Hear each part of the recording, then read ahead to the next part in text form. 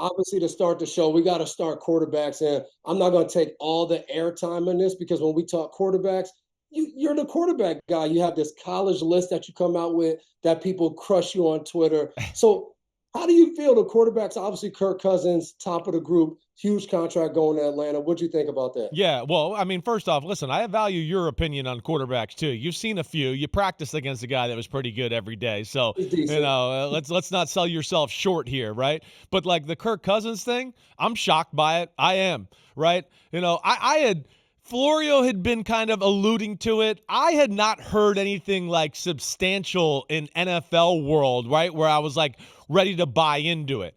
Right? I know we're going to hit on some other subjects. Like I knew Saquon to Philadelphia could happen, right? I had heard from enough people around the league to go, ooh, that sounds like it might be real. This one, I kept going, wait, I didn't hear it from anybody real. I heard the rumors of Kirk Cousins, family was looking at a house and looking at schools, but I wasn't sure. He's the ultimate businessman. I wasn't sure if it was a little bit of a leverage play, all that, right?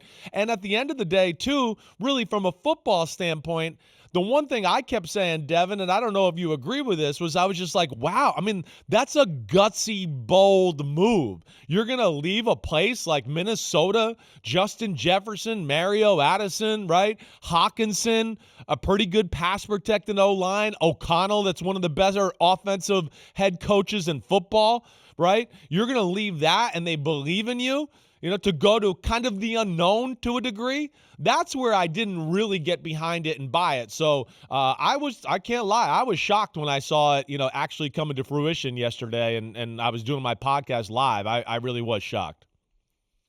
You know what it was? It reminded me of 2019 when we had Tom Brady, and it was all of this back and forth with his contract going into the season. And then it ended with, at the end of the season, he'll be a free agent. And when I heard that, I was like, Brady's going to be a free agent. He's gone. Like, he's going to get to go out there and see who wants to date him, who wants to pay him. And I thought that's what happened with Kirk Cousins when Kevin O'Connell at the Combine said he's earned the right to be a free agent. That to me was like, well, you're not going to compete with some of these other teams, but they're going to be willing to pay him, because if that, you would have just signed him to an extension. So I think for Kirk Cousins, I'm excited to see Kirk Cousins, the guy whose wife dresses him going to the game, in the mecca of hip hop in Atlanta, with all of these rappers giving them chains after the game, Yeah, throwing to seriously. Drake London, Right. Bijan. Like, you have all these guys, Kyle Pitts. They've needed this quarterback to come in and lead this group. The thing that I think will be interesting is he's coming off an Achilles. And I think when we Exactly. get into March, we kind of forget some of the things that happened during the season because everybody wants to be excited. What did my team do? Who did we get? Who did we let go?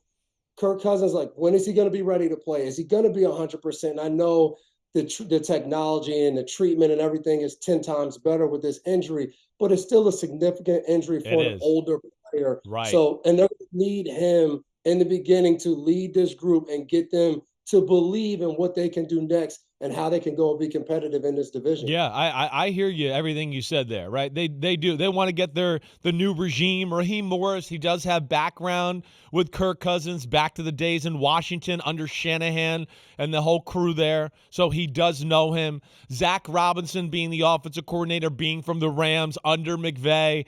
I'm sure he's heard stories not only from McVay, but from Kevin O'Connell and people up in Minnesota about what makes Kirk Cousins. So it was an aggressive, right? Aggressive, like you said, hey, we want somebody to lead our team that people can buy into. And then, wait, it makes sense for us X's and O's wise with the type of offense we're going to run here.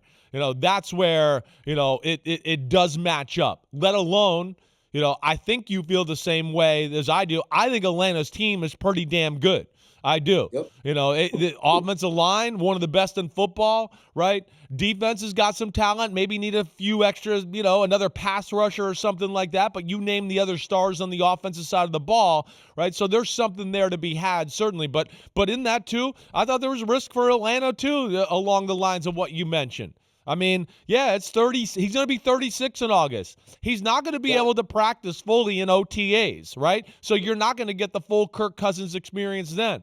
I'm sure he's going to have to be managed in training camp. So, there's risk here by both sides, certainly, but they seem to both believe that they can make it work, and that's half the battle. We know that. Yeah, and the other guy that we've talked about the last 2 years is Russell Wilson. So now we look up, you get Kirk Cousins to Atlanta, Russell Wilson to Pittsburgh, and I'm sitting there. I think I kind of like Pittsburgh's chances to be either in a Super Bowl or win a Super Bowl more than Atlanta because I think this team is a little bit more established. I think having Kenny Pickett there, they had some ups and downs when Mason Rudolph got in there, but you bring a guy like Russell Wilson, who I know he's not coming off last year where it was the Russell Wilson in Seattle, but it was better than the year before in That's right. Denver. So you can get this guy in there back believing in himself. And I think the biggest thing is that Pittsburgh locker room. Cam Hayward already came out and said they're excited to have Russell Wilson in there. The guys want him. They want to see a change. They want a difference maker at quarterback. And I think having a guy like Mike Tomlin to instill confidence, but also really preach and breed that competitive nature where Russ probably won't come in and just have the job handed to him. He's going to have to go out there and compete. And I think Mike Tomlin will find a way to get the best out of him and this whole team. But I think you give him Pickens outside. You give him Deontay Johnson. You got your two running backs back there with Harris. And, I think you put this group together and now you're sitting there and you're like, okay, this team, I know it's in the AFC North, is going to be super competitive with Cincinnati and Baltimore. But I do think that they have a better chance to go out there and be contenders for a Super Bowl than the Atlanta Falcons. I don't disagree with that. It's the Steelers culture, Mike Tomlin, everything he's created there. I would probably give the advantage, there. Hey, listen, they got to get out of their own damn division first. We know that. That's a AFC North. But there's some things to certainly latch on and like about Pittsburgh as a football team, and I like the marriage along with that, with Russell Wilson. You kind of hit on some things, and I'm going to even ask you about them, a little bit after this. But first off, you were right to say, Russell Wilson wasn't bad last year. It was good, right? It's just not to the likings of what Sean Payton wants at a quarterback and what he's expecting at that position, right? And this is where I like it. Russell Wilson, to me, he was raised by a defensive head coach. And you know how that is. He was raised by, hey, take care of the ball. Don't do anything bad to our defense. Hey, just keep the close. We're going to run the ball. And then you just make some magic here and there when the game's close at the end and win the football game, right? I think Pittsburgh's going to be like, we're all for that. We're all for that. We don't need 9 million plays like Sean Payton and 70 million checks. We're just going to kind of keep it simple, run the ball, high percentage passes, play action pass. Like you said, oh no, there goes George Pickens down the sideline. You're a great deep ball thrower. Throw it up, right? He's a little bit more, I think, fitting of the way Mike Tomlin and the Steelers want to play as compared to where he was with the Denver Broncos, which was always attack, a million plays, all of that, right? Russell Wilson's never been a part of a offense like you were a part of, like Brady, where it was just like a surgical, consistent picking apart of people. That's not who Russell Wilson is. He might have had a game here and there like that, right? But you played Russell Wilson before. It was, hey, he throws a nice pass, they run the ball, oh, he scrambled for a first down, oh, no, now he made another magic play and threw the ball deep, right? And, oh, no, now we're down 7-0 or whatever. But it wasn't like it was Brady or Manning or Drew Brees where you're like, oh, my gosh, all the plays and the checks and he knows everything like that. It's different, but I think this fits Pittsburgh to your point, and I do think it makes them dangerous. And here's what I wanted to ask you, right? Because the word I've used for this is beacon of hope in the locker room. And you kind of alluded to Cam Hayward and all that, right? Speak to that. I try to explain to people that that's what the great quarterbacks do. Tell people like how Brady made the rest of your locker room feel no matter what the circumstance was or no matter who you were playing. I remember you talk about Brady and you talked about Brees. I remember 2013, we're playing against the Saints and Drew Brees, and they drive down, and Kenny Stills is a double move on an out and up and scores a touchdown, maybe 45 seconds left. I remember, right. And Alfonso Dennard's a young player in his second year, and he's on the sideline. He gave up the touchdown. He's distraught. Like, he's down. I'm like, chill. Like, Tom still has time.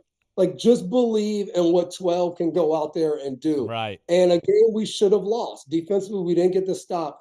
Tom drives down the field, hits like one or two deep in cuts, and then throws a fade route out to Kimbrell Tompkins, I think with 13 seconds left, as the Saints are in like this prevent defense to not give up the deep ball. And it's that belief of even when the game seems out of reach, we still can win. A Tampa Bay Bucks team doesn't go to the playoffs. Tom Brady comes in, and all of a sudden, you do a little more extra watching film. You stay a little later in the facility working on something you need to get better at. And these quarterbacks bring that. And that's why every year we talk about the teams that don't have that beacon of hope at quarterback. Right. The teams usually fall apart. When the quarterback's not playing well, the team's like, the Eagles. Like, was it all Jalen Hurts? No. But he wasn't performing well. That offense wasn't. The defense didn't perform well all year. But at the end, the whole thing fell apart because it was like, right. We don't have a chance. But somehow these teams, the Kansas City Chiefs, Christmas Day, we're watching them against the Raiders. They look terrible, but that team never stopped believing because they said, hey, we got 15. We got Patrick Mahomes at quarterback. We know we'll be okay, and we'll find a way to win games. So I think that's the biggest thing. And the one thing that even caught me by surprise is as Kirk Cousins left Minnesota, I'm thinking, this is horrible for Minnesota. And out of nowhere, you get Sam Darnold, you get Van Ginkel, you bring in Grenard, you Blake make Cashman. You make these different moves where I'm like, all right, you give Brian Flores more chess pieces, and we bring in Sam Darnold and a chance maybe to get another rookie quarterback.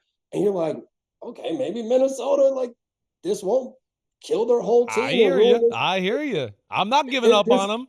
I love free agency. I hear you. I'm not giving up. First off, I'm with you. Those 3 defensive moves, like, they weren't the splashy, sexy $100 million contract, but the next group of guys where I think guys like you and me who watch football and go, wait, this guy's a player, right? He's not a household name. People don't know, but people watching football have been schooled up on scheme and X's and O's like you and me, right? You look at them and we turn on film and go, damn, I mean, I know, Van Ginkel's not going to get a $20 million a year contract, but damn, he's a good player. I'd like him on my team, right? And I think that's what they got. They got 3, like, what I call ultra value bang for your buck type of signings there. And what I say to people all the time here, too, with Sam Darnold, right?